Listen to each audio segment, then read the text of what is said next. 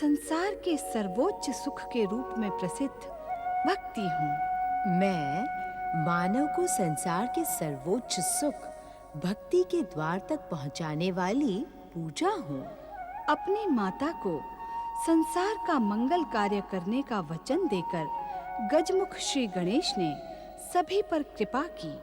अग्र पूज्य श्री गणेश की जय जयकारों से कैलाश गूंज उठा। श्री गणेश की लीला के निमित्त देवर्षि नारद ने जमदग्नि पुत्र परशुराम को प्रथम पूजा के अधिकारी श्री गणेश की जय जयकार से कैलाश गूंज उठा। श्री महागणेश की कृपा से दिव्य अवतार धारण करने वाले श्री गणेश की लीलाओं का अब कैलाश पर प्रारंभ होने जा रहा है। विधाता की लीला से संसार वासियों का कल्याण ही होता है। ऐसी ही एक कल्याणकारी लीला के प्रमुख पात्र एक महर्षि, जिन्हें देवर्षि नारद अनायास ही देख लेते हैं। श्रीमन्नारायण नारायण नारायण। ओम नमः शिवाय। ओम नमः शिवाय। नारायण नारायण। ओम नमः। ये शिव भक्त ऋषि कौन है ओम जिन्हें मैं नहीं पहचानता? ओम नमः शिवाय। ओम नमः शिवाय। ओम नारायण नारायण। ओम नमः शिवाय। ओम नमः शिवाय। ओम नमः शिवाय। ओम नमः शिवाय। ओम नमः शिवाय।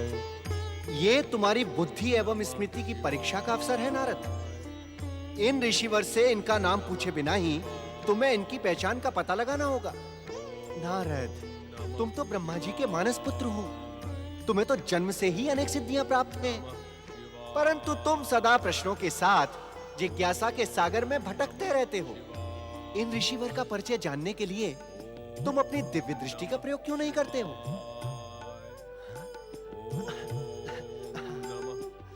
नारायण नारायण। ओम नमः शिवाय। ओम नमः शिवाय। परम शिव भक्त जमदग्नि पुत्र राम,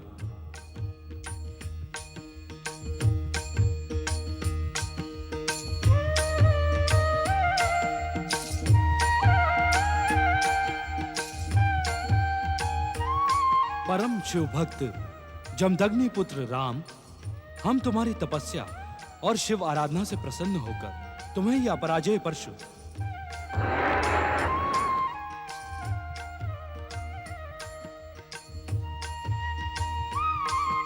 और अपना शिव धनुष प्रदान करते हैं।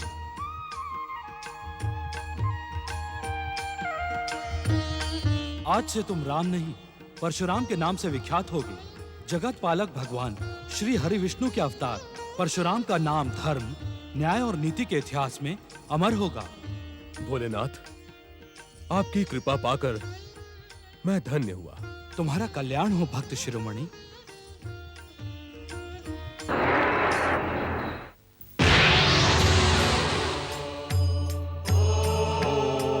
ओम नमः शिवाय। ओम नमः शिवाय। ओम नमः शिवाय। ओम नमः शिवाय। नारायण नारायण। परम भागवत श्री हरि विष्णु के अंशावतार महर्षि परशुराम को नारद का प्रणाम स्वीकार हो। प्रणाम देवर्षि नारद। देवर्षि, धन्य भाग्य मेरे जो अनायास आपके दर्शन हुए। नारायण नारायण। ऋषिवर, मुझे आपकी महानता का और दिव्यता का भली भांति ज्ञान है। आप इस प्रकार प्रणाम करके मुझे लज्जित न करें, किंतु आपकी शिव भक्ति को देखकर इस समय मेरे मन में एक जिज्ञासा उठ खड़ी हुई है। देवर्षि, शिवाराधना को लेकर कैसी जिज्ञासा? नारायण नारायण ऋषिवर, मैं आपसे ये जानने का इच्छुक हूं कि देवादिदेव महादेव से वरदान पाने के पश्चात भी निरंतर शिवाराधना का कारण क्या है? देवर्षि, इस पृथ्वी पर क्षत्रियों के अन्याय और अत्याचार बढ़ते जा रहे हैं। अहंकारी क्षत्रियों के अहंकार और अभिमान के कारण सारी पृथ्वी त्रस्त है। इसलिए मैं भगवान शिव से प्रार्थना कर रहा हूं कि क्षत्रियों को उनके अत्याचारों के लिए दंडित करें। नारायण नारायण महर्षि, किंतु देवादिदेव आपकी शीघ्र प्रार्थना नहीं सुनेंगे। क्यों देवर्षि? भगवान शिव तो आशुतोष हैं। वे प्रार्थना से शीघ्र प्रसन्न हो जाते हैं। हो तो जाते हैं, किंतु आप कहते कहते रुक क्यों गए देवर्षि? ऋषिवर, अभी अभी कैलाश पर एक विचित्र किंतु एक प्रेरक घटना घटी है। देवादिदेव महादेव उससे विशेष प्रभावित हुए हैं। इस कारण विचित्र एवं प्रेरक ऐसी कौन सी घटना है देवर्षि? ये तो आप स्वयं कैलाश जाकर ज्ञात कर लें। नारायण नारायण नारायण नारायण नारायण। कैलाश में ऐसी कौन सी प्रेरक घटना हो गई? कैलाश चल के देखते हैं। इसे क्या देख रहे हो पुत्र गणेश? ऐसा प्रतीत होता है जैसे तुम कुछ कहने के इच्छुक हो।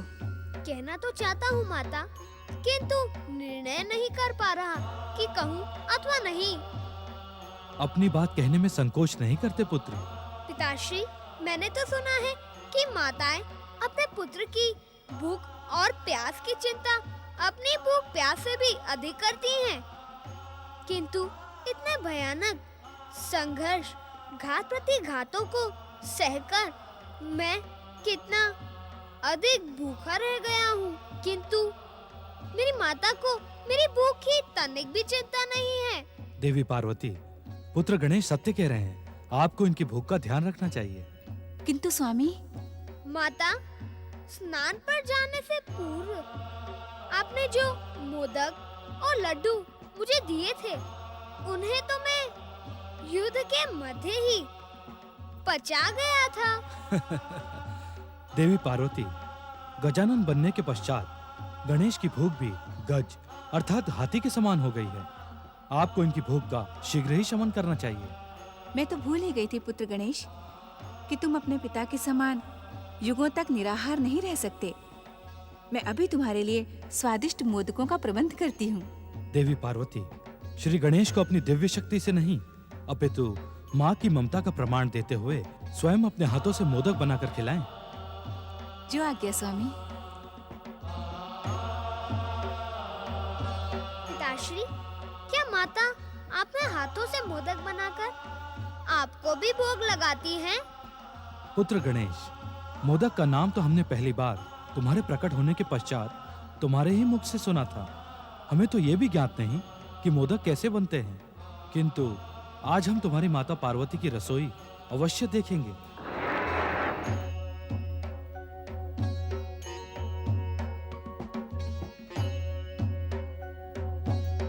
दिव्य शक्ति अथवा भानुमति के पिटारे से मोदक प्रकट करना तो ठीक है, और उनके मधुर स्वाद से मैं परिचित भी हूँ, किंतु जब पिताश्री मोदक का नाम पहली बार सुन रहे हैं, तो पता नहीं माता को स्वयं मोदक बनाना आता भी है या नहीं।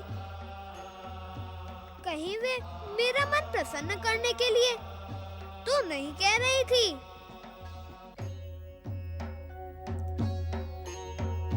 किंतु माता असत्य क्यों कहेंगी? मोदक आने तक मुझे प्रतीक्षा करनी पड़ेगी।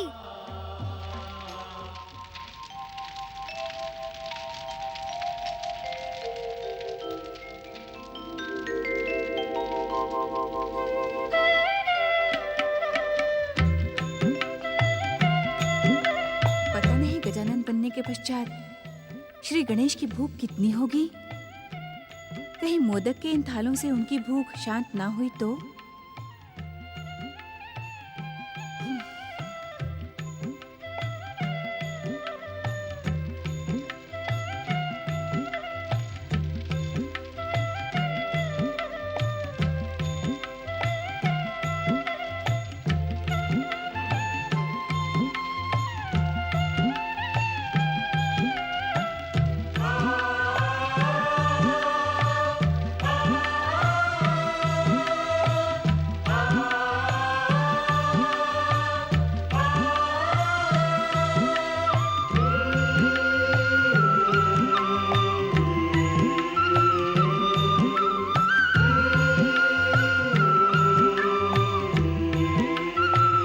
पार्वती, तुमने आज तक हमें तो मोदक खिलाए नहीं।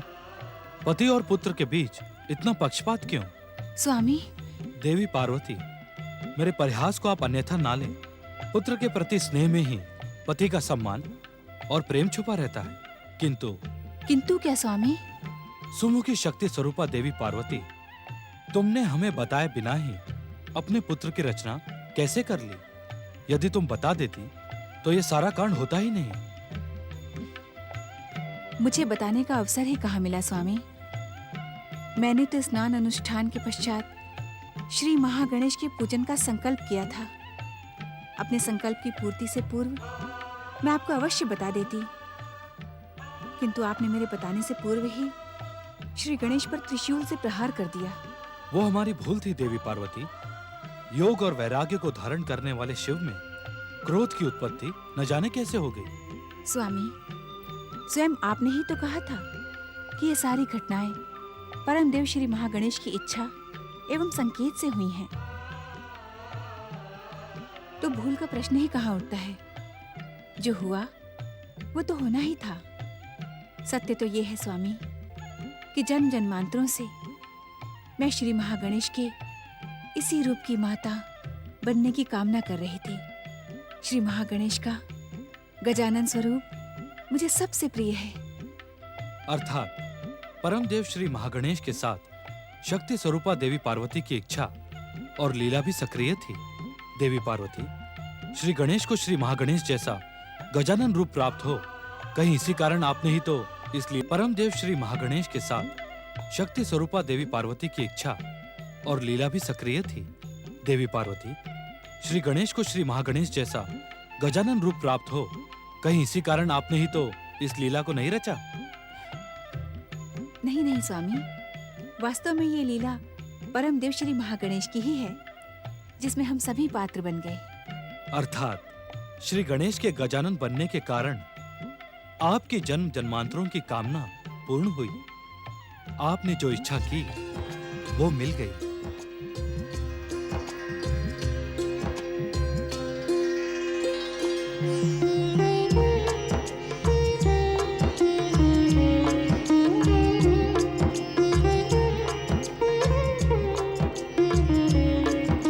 क्षमा करना माता, क्षमा करे पिताश्री। अब मेरा धैर्य समाप्त होता जा रहा है। मेरी सुधा गत सुधा के समान तीव्र होती जा रही है। मैं यहाँ अपने आप को आने से रोक न पाया।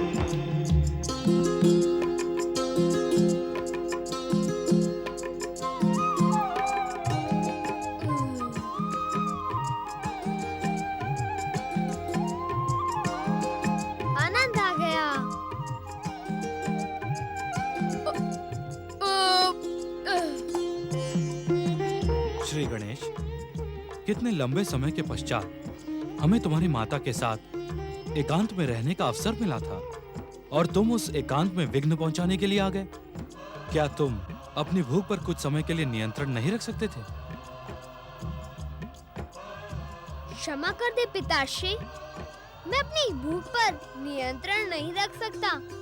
भूख के कारण ही मुझसे यह अपराध हो गया। तुम्हें अपनी भूल और अपराध के लिए प्रायश्चित करना होगा। आज्ञा करे पिताश्री, मैं अपनी भूल और अपराध का क्या प्रायश्चित करूं? तुम्हें इस कक्ष का प्रतिहारी बनना होगा। जिस प्रकार तुमने अपनी माता के स्नान के समय स्नान कक्ष का पहरा दिया था, उसी प्रकार इस समय इस कक्ष का भी पहरा देना होगा।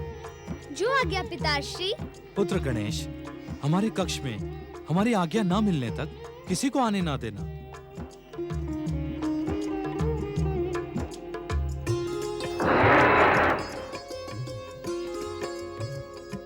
ये लो पुत्र, हमारा त्रिशूल धारण करो।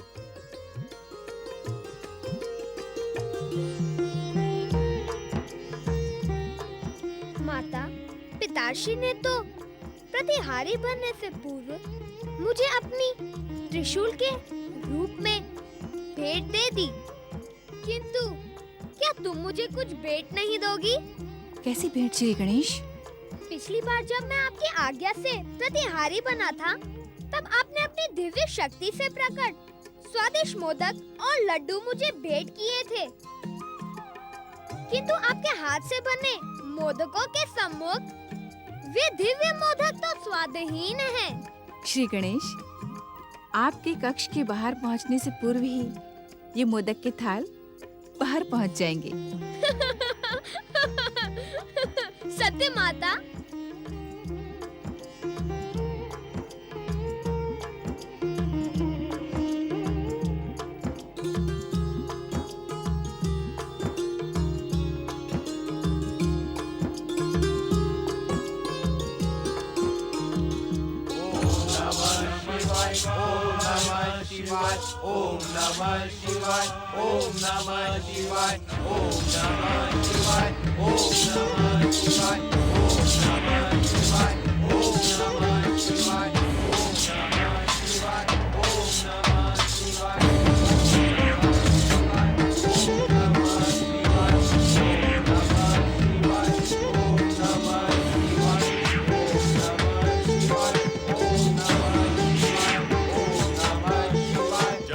शिव शंकर।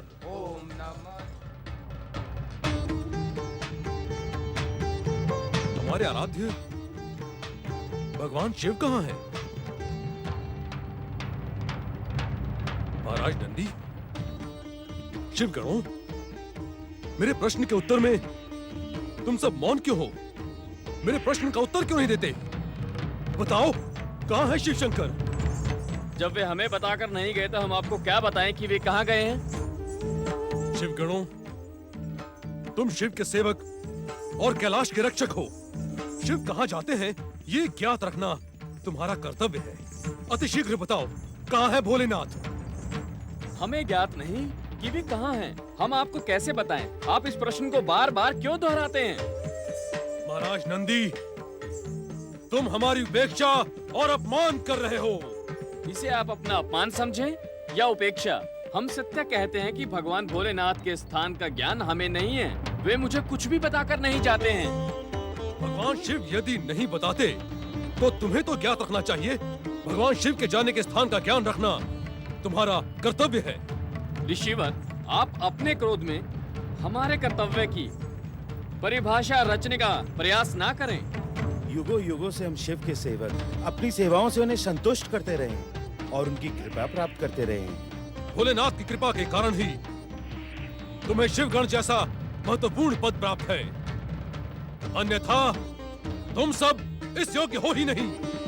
ऋषिवर, आप हमारी योग्यता पर प्रश्न चिन्ह ना लगाएं। शांत रहकर शिव ध्यान में लीन होकर आप प्रतीक्षा करें, नहीं तो आप जैसे आए हैं वैसे ही लौट जाएं। नंदी, हमारे क्रोध को जगाने का दुस्साहस न कर, अन्यथा अनर्थ हो जाएगा। हम अपने आराध्य भगवान शिव को स्वयं ही ढूंढ निकालेंगे।